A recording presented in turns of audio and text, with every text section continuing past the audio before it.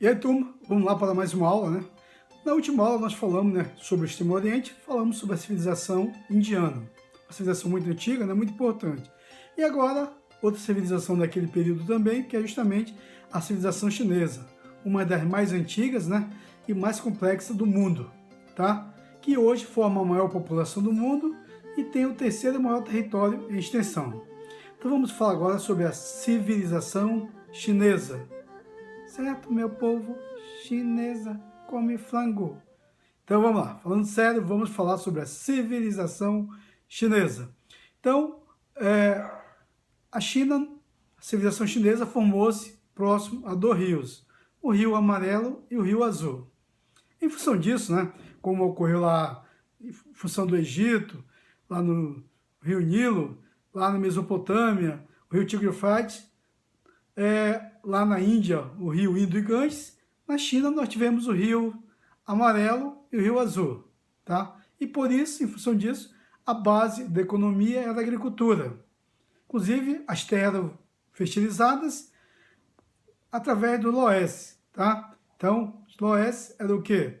Era justamente os ventos traziam a fertilização para as terras. Em função disso, a base econômica era a agricultura, onde cultivavam arroz, o paniço, além de criar animais e fazer o artesanato também, né?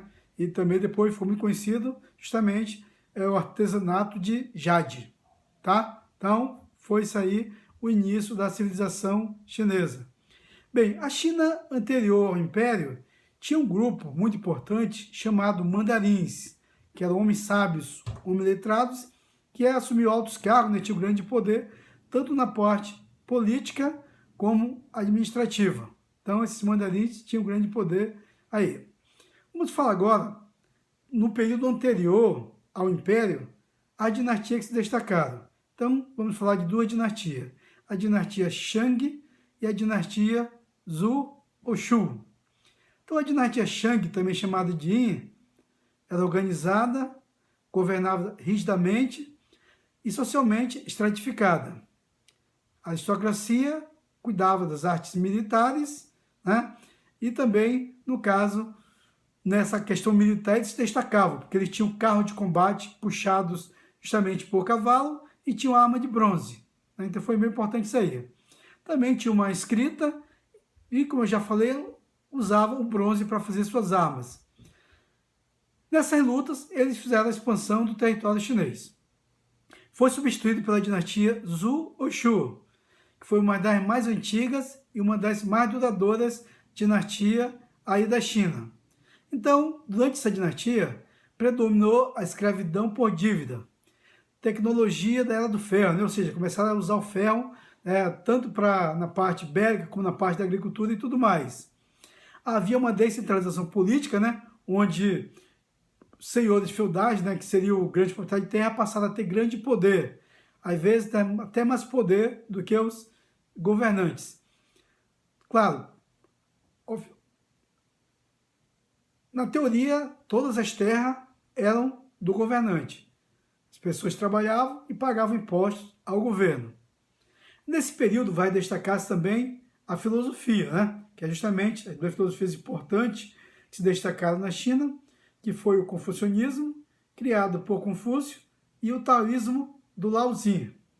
Bem, a partir desse período, começa um período, né, onde o governante perdeu o poder centralizado e ocorre justamente o governo dos 7 reinos combatentes. Ou seja, foram 7 reinos que começaram a se destacar e começaram a ter domínio sobre a região da China. Então, esses reinos depois começaram a lutar entre si, e o reino de Qin acabou derrotando os demais reinos, e aí acabou unificando a região e começando aí a dinastia Qin. Vamos falar então sobre a dinastia Qin ou Qin, tá? Onde teve o primeiro imperador da China, que foi o Zheng, né? Que conseguiu isso através de lutas, através de violência. Então, ele como imperador, o que ele fez? Ele construiu várias pequenas unidades administrativas mandadas pelo governo central. O que ele fez também? Proibiu o porte de armas, perseguiu opositores, né, enterrando inclusive alguns vivos, né? Outros ele, no caso, decepou braço, decepou perna, tá?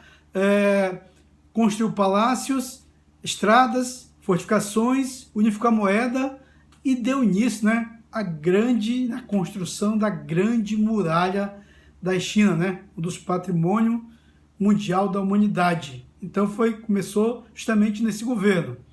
Padronizou ainda a escrita, unificou a moeda e fez leis para todo o império. Bem, essa dinastia foi substituída pela dinastia Han, onde o primeiro imperador foi Gaozu ou Liu Bang. Né? O que ele fez? Expansão do território, né? Fortalecimento do império, controlou várias regiões da Ásia. Um aspecto importante, entrou em contato com a civilização romana, né? Bem interessante isso aí.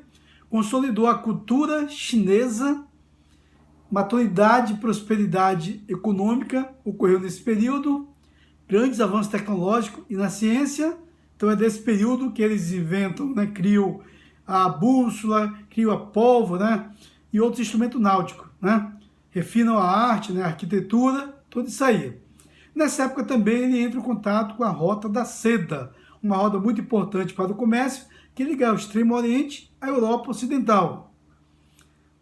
A base de tudo isso aí, no caso, era comandada pelo confucionismo, né? Que é uma religião, né, que foi a base ética do Império.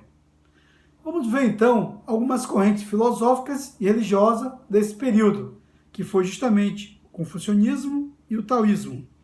Antes dessas concepções filosóficas e religiosas, eles faziam como na sua religião? Cultuavam seus antepassados, forças da natureza e faziam rituais, né, como agradecendo a colheita, né, agradecendo a chuva e assim por diante. Vamos falar então sobre a criação do confucionismo, onde o criador foi Confúcio, também chamado Kung Fu Tzu.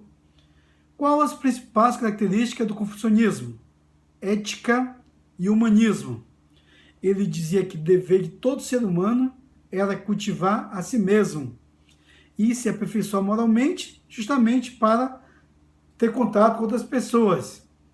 Que cada pessoa devia cumprir seus deveres, devia obedecer. Como, por exemplo, os filhos deveriam obedecer aos pais, as esposas deveriam obedecer seus maridos. Então, eram algumas coisas pregadas pela religião do Confúcio, o confucionismo. Outra filosofia muito importante da China foi o taoísmo. Esse taoísmo foi fundado por Lao Tse. O que ele busca? Busca a harmonia entre o homem e a natureza por meio da meditação e do místico. Procura a valorização do mundo interior, isolamento do indivíduo e deve-se manter o contato com a natureza. Um livro importante do taoísmo é o Tao Te Ching, escrito por Lao Tse.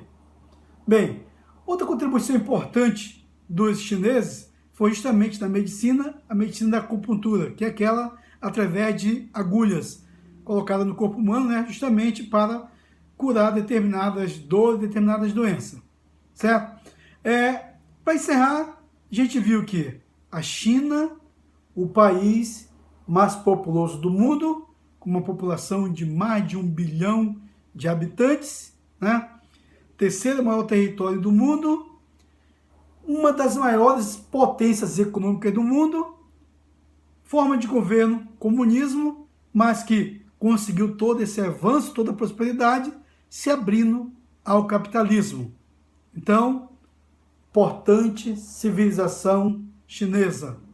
A China, dragão do século 21, certo? Então é isso aí, moçada. Valeu pela nossa aula de hoje. Até a próxima.